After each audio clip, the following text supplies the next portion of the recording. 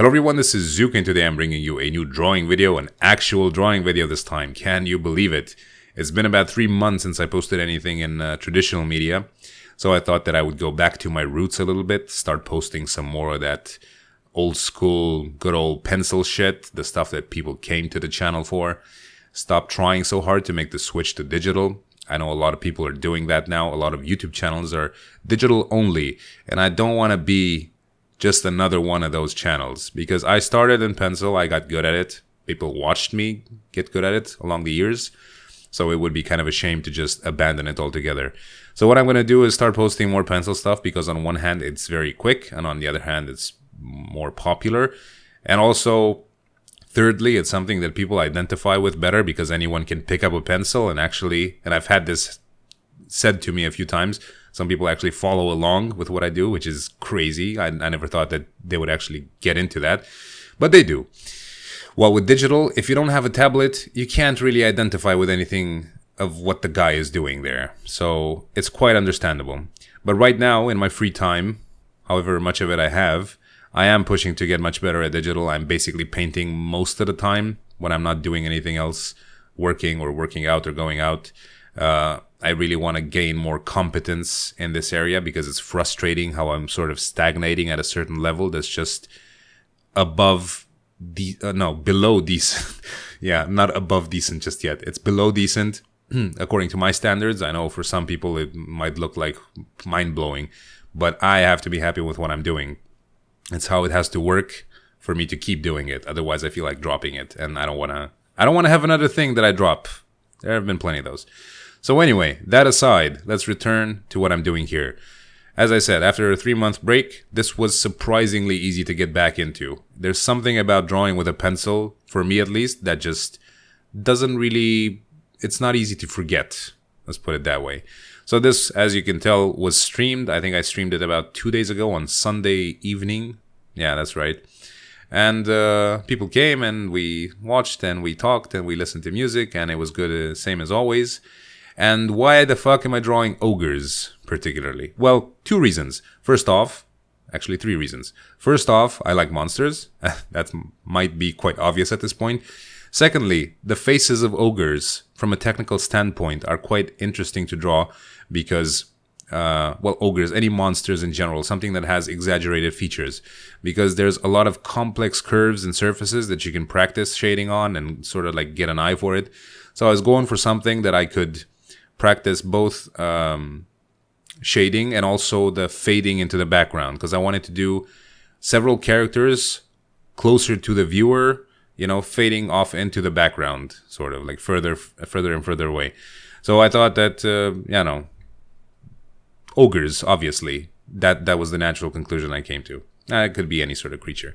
But ogres are kind of interesting, particularly because there's something that that is encountered in a lot of mythologies and a lot of cultures, particularly ogres, not ogres in themselves, but ogres are basically kind of the same thing as giants at this point. They're related to giants. Oftentimes they spawn from the same situation as giants, especially in mythology. You know, the giants were, like, in every culture had some form of giant. Like the Norse mythology has the Jötnar of Jotunheim, or as we would call them in these uneducated parts of Europe, the Jotun of Jotunheim.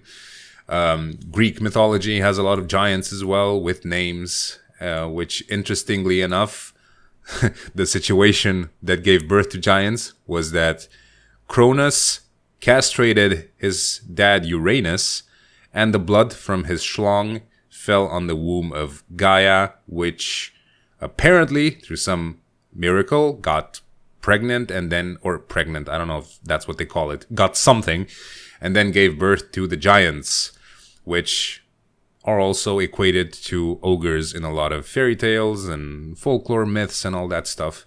One trait of the ogres was that they are man-eaters, usually. Depending on what culture you take into account, they can be either man-eaters or baby-eaters. There's this slight obsession with cannibalism that's recurrent in a lot of folklore, in a lot of different countries' folklores. It was apparently something that was as heinous as could get, eating the flesh of men. and babies was like, you know, the taking it to the limit, kind of taking one extra step above what's acceptable, I suppose. So yeah, there's not really that much of a rich story of ogres themselves. A lot of times they're mixed with giants or other sort of large, brutish creatures, kind of.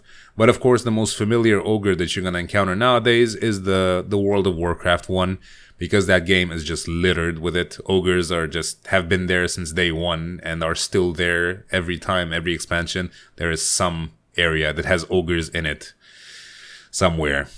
So it's a very popular character with the Blizzard devs, because it's big and stupid and grunts a lot, and you can grind them for cloth, among other things.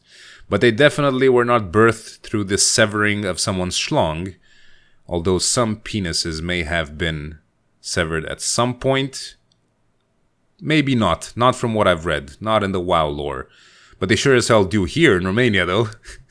I don't know how many cases we have of disgruntled wives parting their husbands from their beloved cocks for X and Y reasons. Who knows? So yeah, that's about everything I have to say about them ogres. But it was definitely fun to draw, and I got a good amount of practice in, and I left the background for off stream to finish because I was getting kind of a big headache. And I just went with something black so I could fade all the characters into the background, get a bit of more practice in on how to do that particular one thing, because it's something that I just haven't had much experience with. But yeah, I'm definitely going to do this again. I have to think up of another kind of theme for the next stream. Also, if you still haven't caught on, I'm going to keep saying this every video. Twitch.tv/Zookster. It's also in the description. Go follow. I'm streaming quite regularly nowadays. Got up to about twice a week. I'm going to try and maintain that for as much as possible. Maybe eventually go up to 3 times a week if time allows and if the situation allows. But I'm definitely getting into it, and it seems like an activity that I could do sensibly for a long time. Why not? So do catch that. That's going to be it for now. Thank you very much for watching. Oh, one more thing. I wanted to ask you guys. I know that I have a lot of viewers from a lot of different countries. If you have any sort of interesting mythological creatures or characters that are well known in your culture, but not so much outside it, feel free to let me know the name in the comments, because I'd like to get into drawing like the way I used to, with character histories and all that stuff. So I think it would be kind of interesting to spread some of the folklore of particular countries by drawing their creatures and talking about their histories and all that stuff. So if you have anything unique or special in your folklore, write it in the comments, preferably with a Wikipedia link or any sort of article regarding it, and I'll give it a look-see, and maybe we can make like a sort of a mini-series out of it. So yeah, that's going to be it. Thanks a lot for watching. Please rate that shit, and I'll see you guys next time. Bye-bye.